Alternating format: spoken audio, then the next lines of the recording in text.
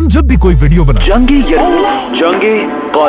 Jerusalem Israel का साथ कभी नहीं छोड़ता। I love Israel. ایک کوشچن لوگ بار بار پوچھتے ہیں اس سب کا سورس کیا ہے؟ یہ سب لاتے کہاں سے ہو؟ کوہستانی بھائی، اس کا سورس کیا ہے؟ کہ آخر ہماری ان ساری باتوں کا سورس کیا ہے؟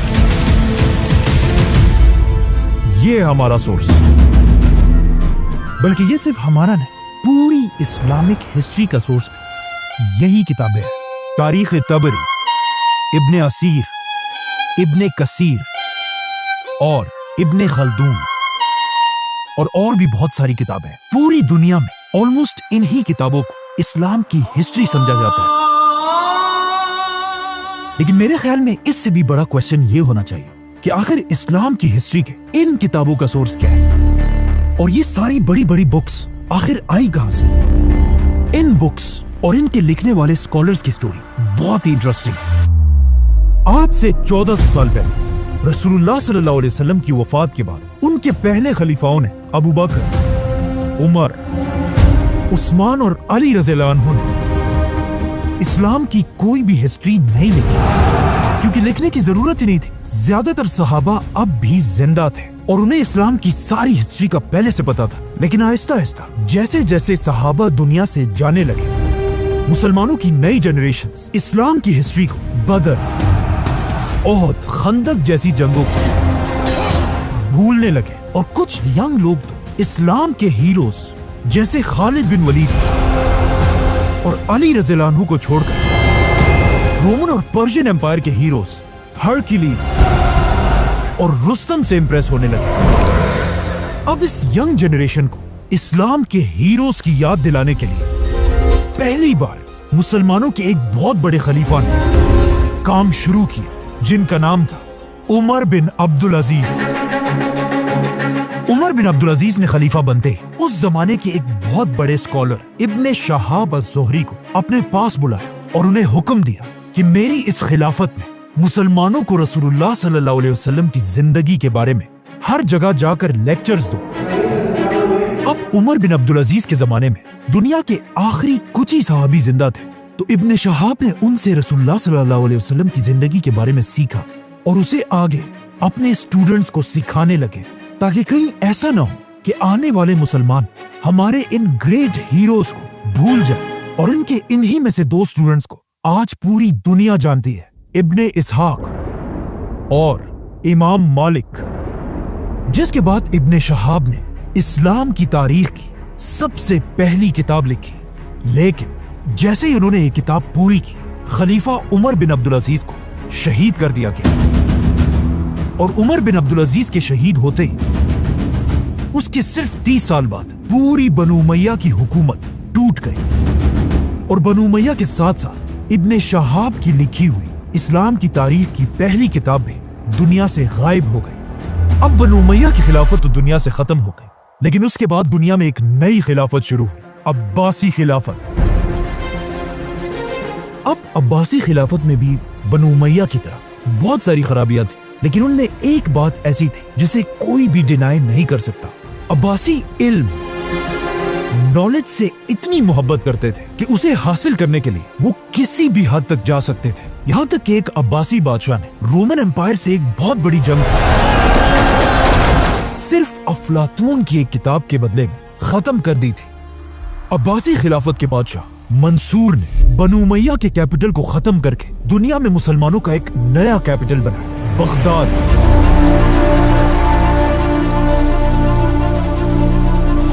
اور اس کے اندر اس نے دنیا کی سب سے بڑی لائبریری بنائی، جسے آگے جا کر بیت الحکمہ، ہاؤس آف وزڈم کا نام ملا۔ یہ لائبریری بناتے عباسی بادشاہ منصور نے اسی ابن شہاب الزہری کے اسٹوڈنٹ ابن اسحاق کو اپنے پاس بلایا اور اسے حکم دیا کہ جاؤ اور اسلام کی ہسٹری پر دوبارہ ایک کتاب لکھو، لیکن کوئی ایسی ویسی کتاب نہیں، آدم علیہ السلام سے لے کر مجھ تک اس میں پوری دنیا کی ہسٹری ہونی چاہیے۔ ابن اسحاق نے بالکل ایسا ہی کیا اور منصور کے آرڈرز پر مسلمانوں کی پہلی کمپلیٹ تاریخ لکھی۔ یہ حدیث کی کتاب نہیں بلکہ ایک ہسٹری کی کتاب تھی، لیکن آج ابن اسحاق کی یہ امپورٹنٹ بک بھی دنیا سے غائب ہو چکی ہے۔ لیکن اب کوشچن یہ ہے کہ آخر کیوں یہ ساری کتابیں دنیا سے غائب ہو رہی تھی؟ کیونکہ اب تک مسلمانوں کو पेपर की टेक्नोलॉजी का पता नहीं था। और ये सारी किताबें पुराने जमाने के एक बहुत ही महंगे मटेरियल पपायरस पर लिखी जाती थी, जिसे मुसलमान इन छोटे छोटे पत्तों को मिलाकर बनाते थे, जो पेपर के मुकाबले में एक बहुत ही मुश्किल काम था। पेपर की टेक्नोलॉजी उस जमाने में दुनिया के सिर्फ एक ही मुल्क में थी, मुसलमानों की खिलाफत से बहुत दूर, चाइना। और पेपर की इस टेक्नोलॉजी को चाइना के बादशाहों ने पूरी दुनिया से छुपा कर रखा था, लेकिन बहुत जल्द ये सब बदलने वाला था, क्योंकि अब्बासी खिलाफत के आते ही कुछ ही अरसे बाद मुसलमानों और चाइनीज एम्पायर की सबसे बड़ी जंग,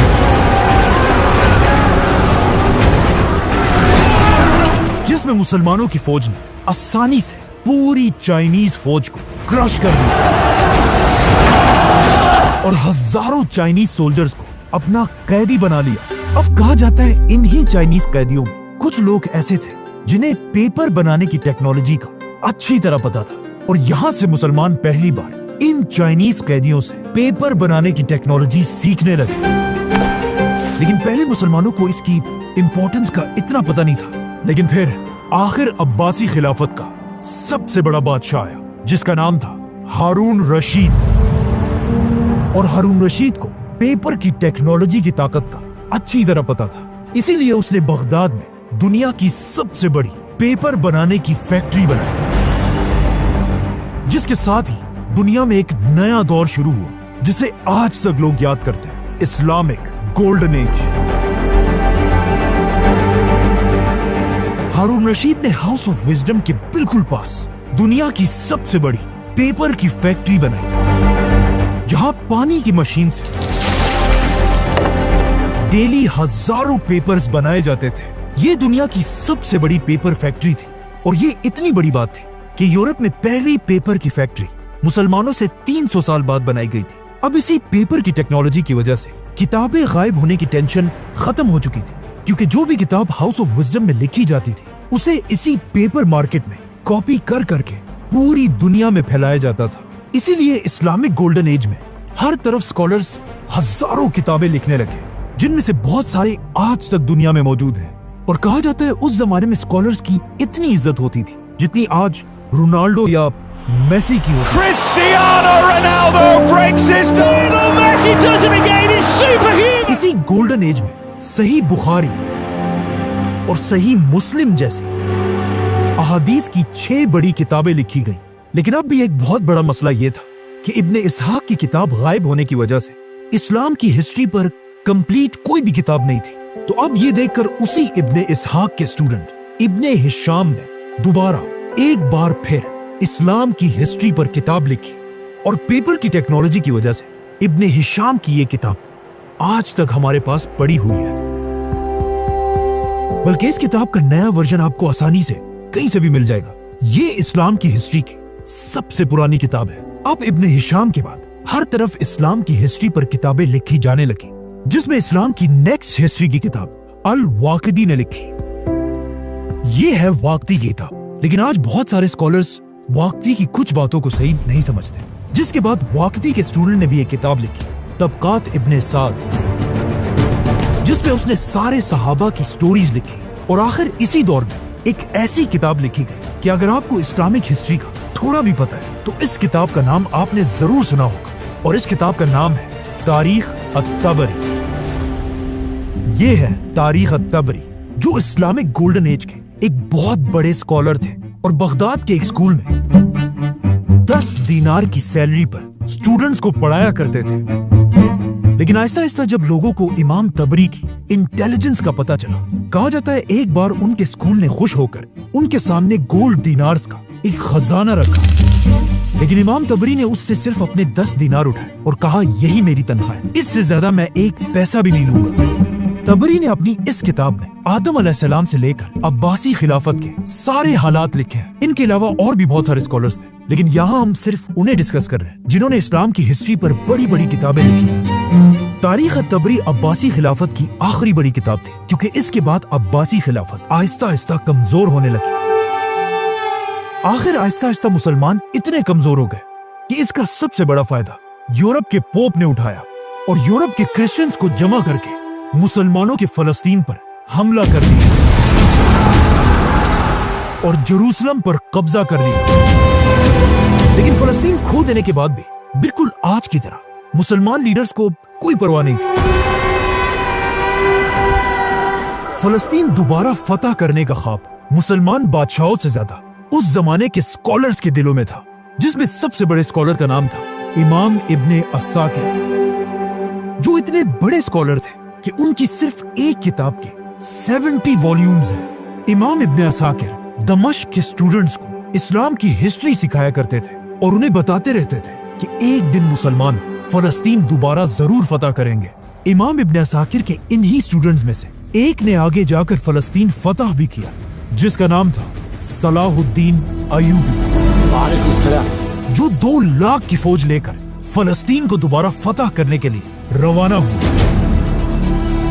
बाय द वे, जब सलाहुद्दीन फलस्तीन की तरफ जा रहे थे, उसी दौर के बगदाद में एक बहुत ही अजीब किताब लिखी गई जिसका नाम था फजाइले यजीद। इस किताब में यजीद को इस्लाम के एक बहुत बड़े हीरो की तरह प्रेजेंट किया गया था और ऐसा दिखाया गया था कि यजीद से ज्यादा नेक इंसान तो कोई है ही नहीं। और ये किताब इतनी फेमस हुई कि कुछ मुसलमान वाकई में यजीद को इस्लाम का हीरो मानने लगे। लेकिन जैसे ही इस किताब की खबर उस वक्त के सबसे बड़े सुन्नी आलिम इमाम इब्ने जोजी तक पहुंची, वो इस बात से डरने लगे कि कहीं ऐसा ना हो कि आगे जाकर मुसलमान यजीद को इस्लाम का हीरो मानने लगे। जिसके बाद इमाम इब्ने जोजी ने यजीद की हकीकत दुनिया के सामने रखने के लिए अपनी एक बहुत बड़ी किताब लिखी और यजीद को हमेशा के लिए एक्सपोज कर दिया। अब जब यहाँ ये सब हो रहा था, वहां सलाहुद्दीन अयूबी ने आखिर पूरे फलस्तीन को फतह कर लिया और मस्जिद अक्सा पर इस्लाम का झंडा लहराया, जिसकी वजह से आज तक सलाहुद्दीन को पूरी दुनिया याद करती है। Warrior Saladin conquered the Crusaders. अब सलाहुद्दीन की इस फौज में भी एक बहुत बड़े स्कॉलर थे, इमाम इब्ने असीर, जिन्होंने लड़ने के साथ साथ इस्लाम की हिस्ट्री पर एक बहुत बड़ी किताब लिखी थी। और ये है उनकी किताब जिसमें उन्होंने सलाहुद्दीन की जंगों के साथ साथ इंडिया पर हमला करने वाले पहले मुसलमान बादशाह की कहानी भी लिखी, सुल्तान शहाबुद्दीन गौरी। मतलब इब्ने असीर के दौर में मुसलमान फलस्तीन, इंडिया, हर तरफ सिर्फ जीत रहे थे। लेकिन इस किताब के बिल्कुल आखिर में मुसलमानों की असल तबाही का वक्त शुरू होता है और मुसलमानों को तबाह करने वाले बादशाह का नाम था चंगेज खान। सलाहुद्दीन अयूबी के कुछ ही अरसे बाद चंगेज खान मंगोलिया से मुसलमान इलाकों की तरफ बढ़ने लगा और एक एक करके हर मुसलमान सिटी को जलाने लगा। और ये इलाके फतह करते करते आखिर चंगेज खान का पोता Hulagu Khan Islamic golden age के सेंटर बगदाद तक पहुंचा। कहा जाता है इस वक्त तक इस्लामिक गोल्डन एज इतनी खराब हो चुकी थी कि लोग साइंस और नॉलेज को छोड़कर एक दूसरे के साथ अजीब अजीब बातों पर बहस करते थे। मतलब जब हलाकू खान तेजी से बगदाद की तरफ बढ़ रहा था, बगदाद के अंदर मुसलमानों की ये बहस चल रही थी कि एक सुई की नोक पर कितने फरिश्ते बैठ सकते हैं, हजरत ईसा अलैहिस्सलाम कैसी रोटी खाया करते थे, और ऑफ कोर्स शिया सुन्नी की आपस की बहस। और जब मुसलमान आपस में इन बहसों में बिजी थे, हलाकू खान की फौज बगदाद में दाखिल हुई और शिया सुन्नी को देखे बगैर सबको मुसलमान समझकर सबकी गर्दनें उड़ा दी। कहा जाता है हलाकू खान ने बगदाद में इतने मुसलमान मारे थे कि बगदाद के दरिया का कलर मुसलमानों के खून की वजह से कई दिनों तक बिल्कुल रेड था। और आखिर सबको मारने के बाद हलाकू खान की फौज दुनिया की सबसे बड़ी लाइब्रेरी हाउस ऑफ विजडम के दरवाजे तक पहुंची और उसे आग लगाकर उसकी सारी किताबों को दरिया में फेंक दिया। और ये इतनी ज्यादा किताबें थी कि इन किताबों की इंक की वजह से अब बगदाद का दरिया रेड के बजाय कई दिनों तक ब्लैक कलर का हो गया। और फिर हलाकू खान ने बगदाद की सारी पेपर बनाने की फैक्ट्रियों को आग लगा दी और इस तरह इस्लामिक गोल्डन एज खत्म हो गई और मुसलमानों की 400 साल की मेहनत बगदाद के दरिया में बह गई। और मुसलमान इतने कमजोर हुए कि मुसलमान स्कॉलर्स के पास भी लिखने के लिए पेपर भी नहीं था, जिसकी वजह से मुसलमान पहली बार यूरोप से पेपर मंगवाने लगे, जिससे यूरोप में पेपर की प्रोडक्शन आसमान तक चली गई और पहली बार यूरोप के क्रिश्चियंस मुसलमानों से ज्यादा पेपर बनाने लगे। अब जब मंगोलों की तबाही के बाद पूरी मुसलमान दुनिया में एक मायूसी छाई हुई थी और साइंस और हिस्ट्री की बहुत सारी किताबें बर्बाद हो चुकी थी, इसी दौर में कुरान की तफसीर और इस्लाम की हिस्ट्री के बारे में सबसे बड़ी किताब लिखी गई, जिसका ऑलमोस्ट हर मुसलमान ने नाम जरूर सुना होगा, और इस किताब का नाम है तारीख इब्ने कसीर। इस किताब का असली नाम अल-बिदाया व निहाया है, which means शुरू से लेकर आखिर तक, जिसमें उन्होंने आदम अलैहिस्सलाम से लेकर क़यामत तक हर डिटेल लिखी है। इब्ने कसीर के बाद एक और भी बहुत बड़े मुसलमान साइंटिस्ट ने इस्लाम की हिस्ट्री पर किताब लिखी, जिन्हें कुछ लोग मुसलमानों का आखिरी बड़ा साइंटिस्ट मानते हैं, जिनका नाम था अल्लामा इब्ने खल्दून, और ये है उनकी किताब। इस किताब की पहली जिल्द को आज तक हार्वर्ड और ऑक्सफोर्ड जैसी यूनिवर्सिटीज में पढ़ाया जाता है, बल्कि इब्ने खल्दून के नाम पर आज भी तुर्की में एक बहुत बड़ी यूनिवर्सिटी बनी है। आज कुछ स्कॉलर्स इब्ने खल्दून को मुसलमानों का आखिरी बड़ा स्कॉलर मानते हैं, क्योंकि मंगोलों की तबाही के बाद अब दुनिया में सबसे ज्यादा पेपर मुसलमान नहीं बल्कि एक यूरोप के क्रिश्चियंस बना रहे थे। और जिस साल इब्ने खल्दून फौत हुए, उसी साल यूरोप में एक आदमी पैदा हुआ, गुटेनबर्ग, जिसने एक ऐसी मशीन इजाद की कि दुनिया को हिला कर रख दिया, प्रिंटिंग प्रेस, जिससे यूरोप में आहिस्ता आहिस्ता मिलियंस ऑफ किताबें लिखी जाने लगी। और ये प्रिंटिंग प्रेस इतना जबरदस्त मशीन था कि पहले जो आदमी दिन में 40 पेजेस लिखा करता था, अब इस प्रिंटिंग प्रेस की मशीन की वजह से वो हर दिन 4000 पेजेस प्रिंट करने लगा, जिससे of course Europe Aahista Aahista मुसलमानों से आगे निकलने लगा। और अब इस प्रिंटिंग प्रेस के दौर में मुसलमानों की दुनिया में एक नई सुपर पावर बन चुकी थी, उस्मानिया सल्तनत। और उस्मानिया सल्तनत ने एक ऐसा फैसला किया जिसे आज तक उनका सबसे बड़ा ब्लंडर माना जाता है। उस्मानिया सल्तनत के बादशाह और स्कॉलर्स ने मिलकर एक बहुत ही अजीब ऐलान किया कि ये मशीन प्रिंटिंग प्रेस मुसलमानों के लिए हराम है। और वो इसलिए क्योंकि कुछ स्कॉलर्स ने कहा कि इल्म सिर्फ कलम से लिया जा सकता है, मशीनों से नहीं। कुछ ने कहा कि ये तो एक क्रिश्चियन इन्वेंशन है, इसे तो हराम होना चाहिए। और कुछ स्कॉलर्स इस बात से डर रहे थे कि अगर हर मुसलमान के हाथ में किताब आ गई तो फिर हमारा क्या होगा। जो भी हो, अब एक तरफ यूरोप के पास 1000 प्रिंटिंग प्रेस थे और दूसरी तरफ मुसलमान दुनिया में 0, मतलब एक मुसलमान अब भी दिन में सिर्फ 40 पेजेस लिख सकता था। और इसके मुकाबले में यूरोप का एक क्रिश्चियन दिन में 4000 पेजेस प्रिंट कर सकता था। तो ऑफ कोर्स यहाँ से मुसलमानों का डिक्लाइन शुरू हुआ और यूरोप ऊपर जाने लगा और मुसलमान इल्म और नॉलेज को छोड़कर ताजमहल जैसी बड़ी बड़ी बिल्डिंग्स बनाने लगे और यूरोप में यूनिवर्सिटीज और लाइब्रेरीज बनने लगी, जिसकी वजह से इब्ने खल्दून और अल-बैरूनी की बजाय अब दुनिया के बड़े बड़े साइंटिस्ट यूरोप में पैदा होने लगे। Leonardo da Vinci, Galileo, Newton. आखिर यूरोप के इस प्रिंटिंग प्रेस के 300 साल बाद उस्मानिया सल्तनत को रियलाइज हुआ कि उन्होंने कितनी बड़ी गलती की है और 300 साल बाद मुसलमानों ने अपना पहला प्रिंटिंग प्रेस बनाया। लेकिन अब बहुत देर हो चुकी थी और आज तक मुसलमान दोबारा यूरोप के सामने अपना सर नहीं उठा सके। सब्सक्राइब।